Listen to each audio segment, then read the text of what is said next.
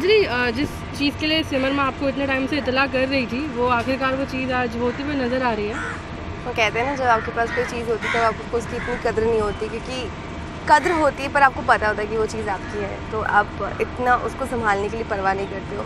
सो मुझे विक्रम के लिए से रिलेटेड मेरा पति है वो, और ये एक ऐसा नाजुक रिश्ता होता है जिसको हर पल संजोए रखना होता है, जो सिमर मुझे हमेशा सिखाती है और जो हम सब लोग सीखते हैं। बट अंजलि ने अपने मैंने अपने ही करियर में इतना ज़्यादा डूब के, और करियर में भी सब कुछ ठीक नहीं हो रहा था, तो उन सब उलझनों में फंस के मैंने विक्रम का दिल दुखाया है।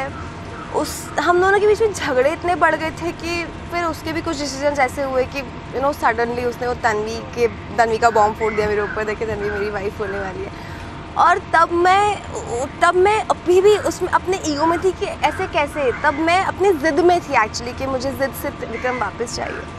बट देन जब रियलाइज़ ही नहीं हुआ विक्रम ने कब यहाँ पे उसके साथ शादी का प्लान कर लिया, मुझे रियलाइज़ करवाने के लिए। बट जब मुझे फाइनली रियलाइज़ हुआ सिमर के फ़ोन से भी, और चीज़ों को देख के, वो सब यादें याद करके, तो जब रियलाइज़ हुआ बहुत देर हो गई थी। बट फिर भी मैं पहुँच जाती सही टाइम पे, अगर खुशी मैडम ने अगर मेरा दरवाज़ा नहीं बंद किया होता, और उन्होंने पता नहीं कौन से जन्म का बदला लिया था। अच्छा, जैसे तैसे आप पहुँच तो गई यहाँ पे, लेकिन शायद जो चीज़ के लिए आप आई थी वो हो नहीं पाई।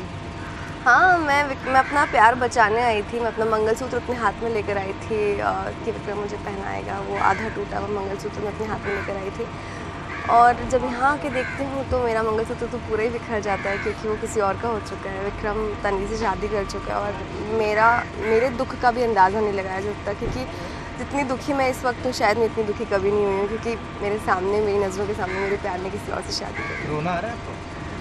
ऑफ कोर्स सीन में अभी मैं एक्चुअली रो के see how sick I have become, because कल भी मैं पूरा दिन जो सीन्स जो मैं कर रही थी, तो इतने रोने वाले थे कि मैं ऐसे ही फील करने लग जाती हूँ, और मैं सिक फील करने लग जाती हूँ। तो मैं सुबह से कि रो रही हूँ, तो मेरा चेहरा ही ऐसा हो गया, एकदम निगेटिव सा हो रहा है। अंजलि कभी हार मानती नहीं किसी चीज़ में, तो लेकिन अभी आपने सामने हार गई हूँ मैं।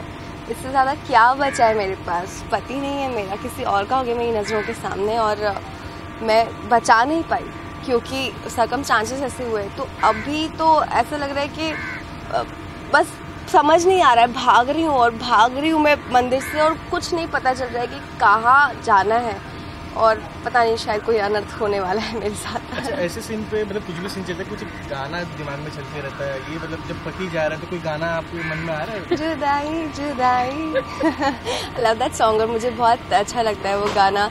कर दुआ कि दिल रह पाए सजना तेरे बिना। I am a very bad singer but I love this song.